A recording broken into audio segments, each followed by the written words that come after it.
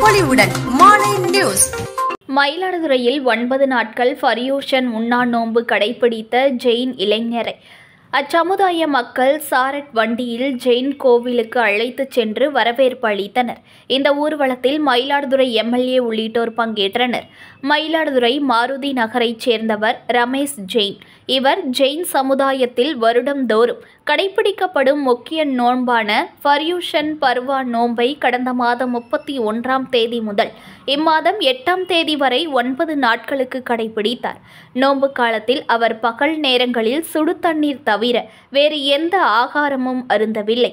இந்நிலையில் நோன்பு முடிவடைந்ததைத் தொடர்ந்து ரமேஷ் சந்த் ஜெயினை அச்சமுதாய மக்கள் சாரட் வண்டியில் அமர்த்தி மயிலாடுதுறை முதலியார் தெருவில் உள்ள செயின்ட் கோவிலுக்கு ஊர்வலமாக அழைத்து சென்று மரியாதை செலுத்தினர்.